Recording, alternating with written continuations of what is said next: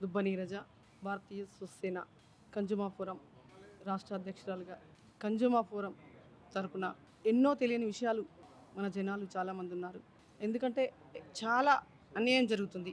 ప్రతి దాంట్లో కల్తీ కల్తీ కల్తీ కల్తీ, ప్రతి దాంట్లో చూసుకుంటే కల్తీ జరుగుతుంది. ఏ వ్యవస్థలో చూసినా కల్తీ జరుగుతుంది. ఈరోజు 100 సంవత్సరాలు బతికే పెద్దవాళ్ళు గతంలో ఇప్పుడు 30 సంవత్సరాలకే కూలిపోతున్నారు. ఎందుకు? ప్రతి ఒక్కటి కల్తీ. కాబట్టి ఆ కల్తీని మనం గుర్తించాలి. కల్తీని గుర్తించి దాన్ని ముందుకు తీసుకొచ్చి జనాలు అప్రమత్తంగా స్వేచ్ఛగా ప్రతి ఒక్కటి వాళ్ళు బిల్లులు అడుగుతూ ఉండాలి. ఎందుకు అంటే ఆ బిల్లుల ద్వారా మనము కన్జ్యూమర్ ఫోరం నుండి కొట్లాడచ్చు. మన హక్కు ఆ బిల్లు అడగడం మన హక్కు. ఎందుకంటే డబ్బులు మనవి, తీసుకునేది మనం, కష్టపడేది మనం, చెమట మనం. కాబట్టి మనం అడిగే హక్కు, అడిగే రైట్స్ మనకున్నాయి.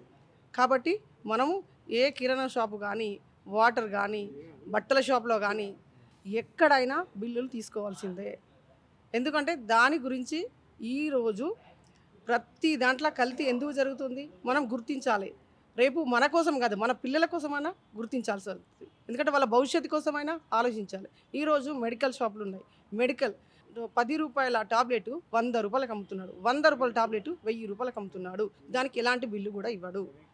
ఎందుకంటే మెడికల్ ఈరోజు ఒక మాఫియా జరుగుతుంది. దీన్ని మన సామాజిక ఉన్న జనాలు గుర్తించాలి. ఖచ్చితంగా గుర్తించాలి. గుర్తించాల్సిన బాధ్యత మనపై ఉన్నది. ఎందుకులే ఎవరు చేసుకుంటున్నారు, ప్రతి ఒక్కరు అలా జరుగుతుంది కాదు. మనకు కూడా ఉంది, మన కుటుంబం కూడా ఉంది, మన పిల్లలు కూడా ఉన్నారు. కానీ మన కోసమైనా చేసుకోవాలి కదా.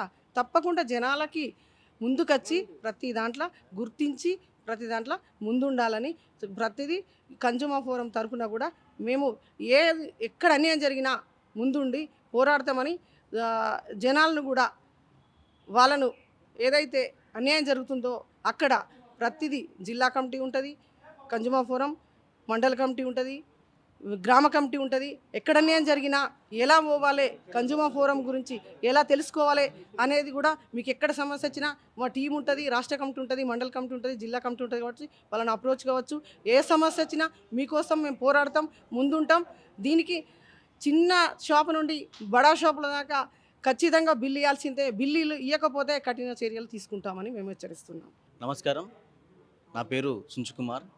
ఈరోజు భారతీయ సోహిత్ సేన ఆధ్వర్యంలో కన్జ్యూమర్ ఫోరం విభాగం నుండి ఈరోజు రాష్ట్ర ప్రజలకు, రాష్ట్ర వినియోగదారులకు తెలియజేసింది ఏమంటే, ఈరోజు నేను ఒక సమన్వయకర్తగా తెలంగాణలో వినియోగదారులు రోజు రోజుకు కల్తీ వస్తువులు కొని ఎంతో ఘోరంగా మోసపోతూ దోపిడీకి గురవుతున్న విషయాన్ని మన సుభాష్ బీహార్ గారు గుర్తించి దుబ్బ నీరజ గారి మీద పైన ఒక బాధ్యత పెట్టి తెలంగాణ రాష్ట్రంలోనే ఇలా వినియోగదారులు అనేవాళ్ళు మోసపోవద్దు, మోసానికి గురి కావద్దు. ఎందుకంటే తెలంగాణలో చాలామంది పాపం అమాయకంగా సామాన్య ప్రజలు ఉండి కనీసం బిల్లు అడగలేని పరిస్థితుల్లో, వాళ్ళకు తెలియని పరిస్థితుల్లో ఉన్నారు. వాళ్ళను మనము చైతన్యపరచాలి అనే ఉద్దేశంతో నీరజ గారు తెలంగాణ ఉద్యమంలో కీలకంగా ఉద్యమాలు చేసి ఆమె యొక్క అప్పుడే ఎన్నో ఉద్యమాలు చేసి రాస్తారోకలు చేసి తెలంగాణ కీలకంగా మారిన నేపథ్యంలో ఆమెను గుర్తించి ఈ యొక్క బాధ్యతలు ఇచ్చారు. ఆమె యొక్క ఆధ్వర్యంలో, ఆమెను కన్సర్నల్లో మేము తెలంగాణ రాష్ట్రంలోనే ఒక కన్జ్యూమర్ ఫోరం అనేది ప్రజలను, వినియోగదారులను చైతన్యం చేస్తూ ఎక్కడ మోసపోయినా, ఎక్కడ వినియోగదారులకు మోసం జరిగినా, ఎక్కడ దోపిడీకి కూడైనా మేము కన్జ్యూమర్ ఫోరం అనేది ముందుండి వారి యొక్క హక్కుల కోసం మేము ముందుండి పోరాడతాము. వాళ్ళ హక్కుల కోసం ప్రత్యేకంగా ఒక నంబర్ని మేము వాళ్ళకు అందుబాటులో ఉంచి వాళ్ళ యొక్క సమస్యల కోసం మేము పోర్టల్ని ముందుగానే రెడీ చేసి వాళ్ళ సమస్యలను వెంటనే వాళ్ళ సమస్యలను మేము స్వీకరించి ఏ రకంగా వాళ్ళు అప్రోచ్ కావాలి, ఏ రకంగా అధికారులతో కలవాలి, ఏ రకంగా వాళ్ళు సమస్యల పరిష్కారానికి ముందుకెళ్ళాలి విషయాన్ని కూడా మేము వాళ్ళతో మాట్లాడి సంప్రదించి వాళ్ళకు మేము దిశానిర్దేశం చేస్తామని మేము తెలియజేస్తున్నాం. అంతేకాకుండా తెలంగాణలో జరుగుతున్న ఎంతో దోపిడీ ఉన్నది.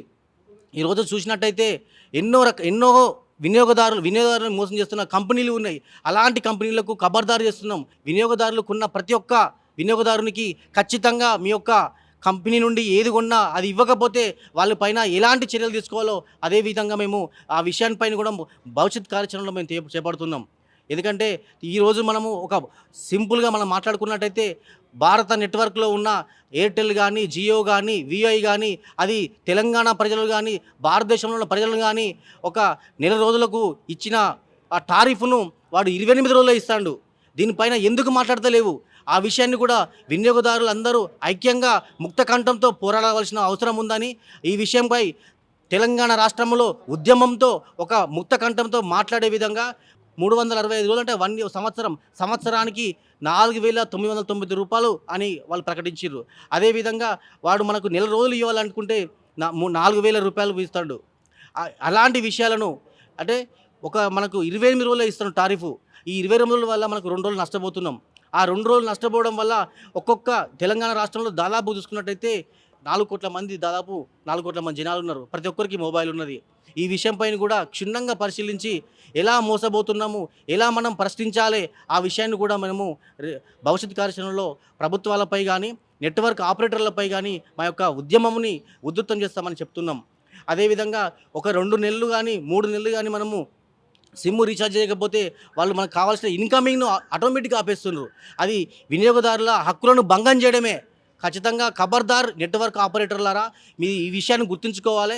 ఎందుకు మీకు ఏ హక్కు ఉన్నదని నెట్వర్క్ సంబంధించిన సిమ్ములను రీఛార్జ్ చేయకపోతే ఎందుకు ఆపేస్తున్నారు? ఈ విషయంపై మేము కన్జ్యూమర్ కోర్టుకు కూడా వెళ్ళడానికి వెనుకాడమని తెలియజేస్తున్నాం. ఎందుకంటే తెలంగాణలో భారతదేశం మొత్తంలో ఎంతోమంది సామాన్య ప్రజలే దాదాపుగా వాడుతున్నారు.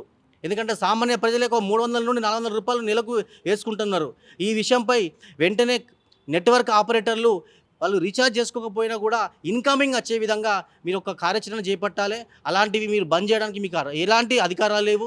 ఇక్కడ మీకు మీ యొక్క పేపర్లు కానీ, మీ యొక్క డాక్యుమెంట్లో కానీ ఏ రకంగా లేదు. కానీ మీకు హక్కులు ఎక్కడి అంటే ప్రజలను ఇలాంటి మోసపూరిత వాగ్దానాలతోని, మోసపూరిత ప్రకటనలతోని మోసం చేయడం, ఇది కుట్ర, వినియోగదారుల్ని మోసం చేయడమే. దీనిపైన కూడా మేము స్పందిస్తూ వినియోగదారులను ఐక్యం చేస్తూ ఒక ఉద్యమంతో అందరినీ కలుపుతూ మేము ఒక పెద్ద ఉద్యమాన్ని చేపడతామని తెలియజేస్తున్నాం. ఈ పత్రికా సమావేశం ఏర్పాటు చేయడం జరిగింది. Thank you. నీరజ గారు ప్రజలలో ఉంటూ ప్రజలకు ఏదో సేవ చేయాలనే ఆమె గట్టి దృఢ సంకల్పం ఈరోజు ఆమెను కన్జ్యూమర్ ఫోరం తెలంగాణ రాష్ట్ర అధ్యక్షురాలి వైపు కూడా మళ్లించింది. ఈ సందర్భంగా వారికి ప్రత్యేక శుభాకాంక్షలు తెలియజేస్తున్నాం. వారు అప్పుడప్పుడు అంటూ ఉంటారు, కల్తీమయం కల్తీమయం, ఈ జగమంతా కల్తీమయం, ఈ సరుకులన్నీ కల్తీమయం, ఎక్కడ చూసినా కానీ కల్తీ సరుకులే దర్శనమిస్తున్నాయి. బ్రాండ్ ఒకటి ఉంటుంది, అదే బ్రాండ్తో మరొక సరుకులు కూడా విక్రయించడం జరుగుతుంది.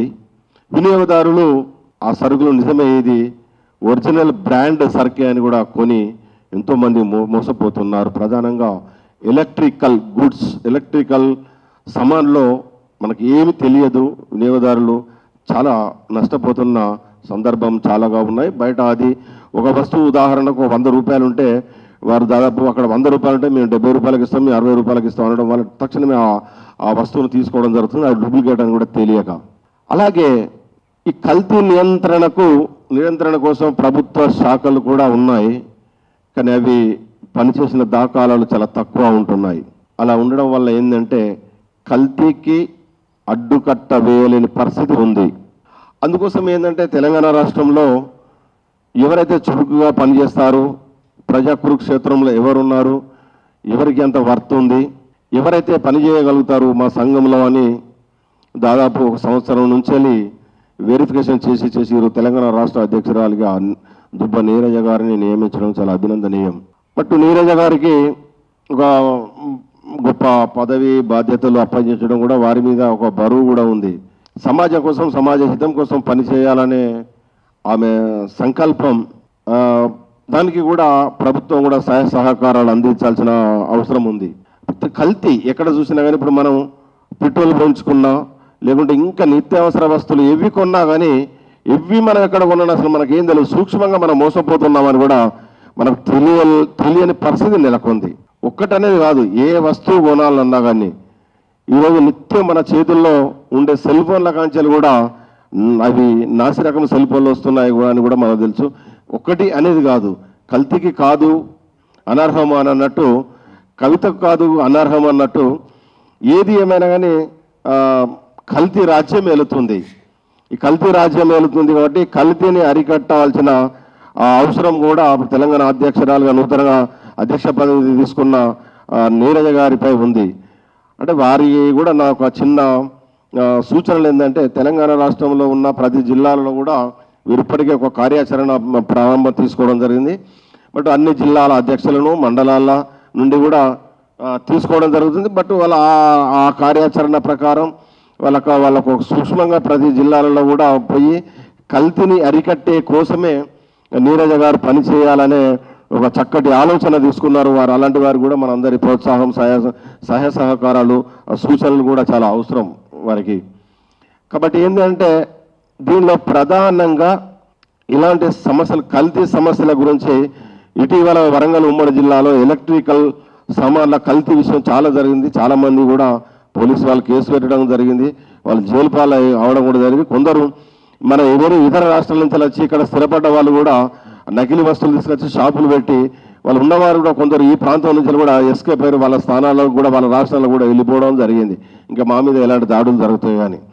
అలాగే మనకు తెలియకుండా నిత్యం మనం ఏ అన్నం తినాలన్నా కానీ, ఏది తినాలన్నా కానీ కనీసం రైతు పండించిన పంట కూడా తినకుండా మార్కెట్లో అమ్మి మళ్ళీ మార్కెట్ నుంచి కొనుక్కొని ఇంట్లో వండుకొని తినే పరిస్థితి ఈరోజు దాపురించింది. ఏది కావాలన్నా, ఏది తినాలన్నా ఇప్పుడు మన సెల్ ఫోన్లో ఆర్డర్ చేస్తే ఆ వస్తువు రావడం, మన దాన్ని తినడం జరుగుతుంది. అసలు ఏమిటి, ఏమన్నా కల్తీ ఉందా, కల్తీ నూనె వాడారా, లేకపోతే కల్తీ నెయ్యి వాడారా, రైస్ కూడా ఒరిజినల్ రైస్ అయినా అని తెలియని పరిస్థితి దాపురించింది. అలాంటి ఫుడ్ తినడం వల్ల కూడా మనం రోగాల బారిన పడుతున్నామని తెలియదు. ప్రధానంగా తెలంగాణ రాష్ట్రంలో నిన్న మొన్న చూస్తే ఆంధ్రప్రదేశ్లో కల్తీ పాలపై దాడులు జరిగాయి. కల్తీ పాలను వెలికితీసింది సోషల్ మీడియానే. సోషల్ మీడియా కల్తీ పాల గురించి బయటకు తీయడం వల్ల ప్రధాన మీడియా సంస్థలు కూడా వాటిని ఎక్కువ ఫోకస్ చేసి ఆ సంస్థలను మూసివేసే విధంగా, వారి మీద కేసులు పెట్టే విధంగా కూడా చేయడం జరిగింది. నేను కాదు తక్కువ తిన్నాను అన్నట్టు తెలంగాణ రాష్ట్రంలో కూడా పాల కేంద్రాలలో కూడా అనేక కల్తీ పాలు జరుగుతున్నాయి. ఈ కల్తీ పాలు నీరజ మేడం గారికి మా చిన్న సూచన, కల్తీ పాల విషయంపై, కల్తీ పాల డైరీలపై తక్షణ వాటిపై మీరు మీకున్న హోదాను ఉపయోగించి కల్తీ పాల నియంత్రణ కోసం మీరు ముందడుగు వేయాలని కూడా ఈ సందర్భంగా మీకు సూచించడం జరుగుతుంది. ఎందుకంటే పాలు పిల్లలు తాగుతారు, వృద్ధులు తాగుతారు, ప్రతి ఒక్కరు పాలు తాగుతాము, ఛాయ్ చేసుకొని తాగుతాము, పెరుగు తింటాము. కల్తీ అక్కడి నుంచి మొదలైంది, అక్కడి నుంచి పాలతోనే కల్తీ మొదలవుతుంది. పశు సంపద తగ్గిపోయింది, పాల వినియోగం పెరిగిపోయింది. మరి ఇన్ని పాలు ఎక్కడి నుంచి వస్తున్నాయి? అంత కల్తీ కల్తీ కల్తీ కల్తీ, అంత కల్తీ పాలు తాగి మనం బయట టీలు తాగుతున్నాం, ఛాయలు తాగుతున్నాం, మన కాఫీలు తాగుతున్నాం, పాలు తాగుతున్నాం, పిల్లలు తాగుతున్నారు, అందరు తాగుతున్నారు, అనారోగ్యాల బాధపడుతున్నారు ఈ కల్తీ పాలతో. ప్రధానంగా రాష్ట్ర ప్రభుత్వం కూడా ఇలాంటి ముందుకొచ్చిన వారికి కూడా కోఆర్డినేషన్ చేసుకొని వీరు కూడా రాష్ట్ర ప్రభుత్వం కూడా సహాయ సహకారాలు అందించి పాల నియంత్రణ, ప్రధానంగా ఫస్ట్ కల్తీ పాలపై మీరు దాడులు చేయాలని ఈ సందర్భంగా రాష్ట్ర ప్రభుత్వాన్ని కానీ కన్జ్యూమర్ ఫోరం వారిని కూడా మేము కోరడం జరుగుతుంది. అలాగే ఇంకా అనేక సమస్యలు, ఏ వస్తువు కొన్నా కానీ, ఏ వస్తువు ఎక్కడ కొన్నా కానీ కల్తీ కల్తీ కల్తీ కల్తీ కల్తీ లేనిది ఏది లేదు. కాబట్టి దీని మీద మీరు ప్రధానంగా దృష్టి సారించాలని ఈ సందర్భంగా నీరజ గారిని, ఈ మిత్రులందరినీ కూడా కోరడం జరుగుతుంది. గ్రామీణ స్థాయిలో ఒక కిరాణా షాపులో ఒక వస్తువు తీసుకోవాలంటే గ్రామీణ ప్రాంతంలో, ఒకప్పుడు ఒక గ్రామీణ ప్రాంతంలో బ్రతుకుతున్నామంటే చాలా గొప్పగా ఫీల్ అయ్యేవారు. గ్రామీణ ప్రాంతంలో మంచినీళ్ళు, బావి నీళ్ళు తాగేది, తదుపరి బోరు నీళ్ళు తాగేది, తదుపరి ఇంకా ఇదే. కానీ ఇప్పుడు కూడా గ్రామీణ ప్రాంతాలలో కూడా మినరల్ వాటర్కి అలవాటు పడిపోయారు. ఆ వాటర్లో కూడా వాటి నాణ్యతని ఎలా ఉన్నాయని కూడా చూసే వాళ్ళు కూడా కరువు అయిపోయారు గ్రామీణ ప్రాంతాలలో. గతంలో చెర్లల్లో, బావిలల్లో నీళ్ళు, బోర్ల నీళ్ళు తాగేది. కానీ ఇప్పుడు వాటికి ఇదైపోయి బాటిల్ నీళ్ళతో సహా ఇక ఇతరత్ర నిత్యం పెద్ద వ్యాపారం అయిపోయింది. మంచినీళ్ళు వెహికల్ రావడం, క్యాన్లు పట్టుకోవడం, అవే తాగడం. వాటిపై కూడా ప్రభుత్వం నియంత్రణ చూపకపోవడం, ఆ శాఖ ఏం చేస్తుందో అర్థం కాని పరిస్థితి ఉంది. అలాంటి వాటర్ ప్లాంట్స్ వాటి మీద కూడా మీరు ఒక నిఘా ఏర్పాటు చేయాలని, మీ పవర్ను ఉపయోగించాలని, ప్రజల కోసం, ప్రజల పక్షాన మీరు నిలబడడానికి వచ్చారు, ప్రజల కోసం నకిలీ వస్తువులు వాడుతున్నారని మీరు ముందుకు వచ్చారు కాబట్టి వాటి మీద కూడా చేస్తున్నారు. ప్రధానంగా పెట్రోల్ బంకుల మీద కూడా మీరు ఒక నిఘా ఏర్పాటు చేయాలనుకుంటున్నాం. మీరు అన్ని రంగాలలో కూడా రాజకీయంలో కానీ ఇతర సామాజిక అన్ని రంగాలలో మీరు ఉన్నారు కాబట్టి మీకు తెలుసు. మీ పర్ఫార్మెన్స్ చూసే ఈరోజు మిమ్మల్ని రాష్ట్ర అధ్యక్షులు నియమించారు. పెట్రోల్ బంకుల మీద కూడా తక్షణమే మీరు నిఘా ఏర్పాటు చేసి అవసరమైన సంబంధిత శాఖ ప్రభుత్వ అధికారులపై మీరు కోఆర్డినేషన్ చేసుకొని, ఇంకా ప్రభుత్వానికి జిల్లా కలెక్టర్ల పరిధిలో ఉంటుంది కాబట్టి జిల్లా కలెక్టర్లతో కోఆర్డినేషన్ చేసుకొని సంబంధిత శాఖ వాళ్ళతో కూడా పెట్రోలు కల్తీ జరుగుతుంది, తక్కువ పోస్తున్నారు అనేది బాగా ఉంది. పెట్రోల్ బంకులో ఉండాల్సిన సౌకర్యాలు కూడా ఈరోజు లేవు. వాటి మీద మీరు ప్రధాన దృష్టి సాధించాలని ఈ సందర్భంగా మీకు తెలియజేస్తూ, ఇంకా ఇతరత్రంగా మీకు తెలియనివ్వను కానీ ఇంకా ఇతరత్రంగా వాటి మీద కూడా మీరు ప్రత్యేక నిఘా పెట్టాలని కూడా ఈ సందర్భంగా మీరు కోరుతున్నారు. ఈ అవకాశం ఇచ్చింది మీకు థ్యాంక్ యూ, ధన్యవాదాలు. దుబ్బా నీరజ్ గారికి శుభాకాంక్షలు.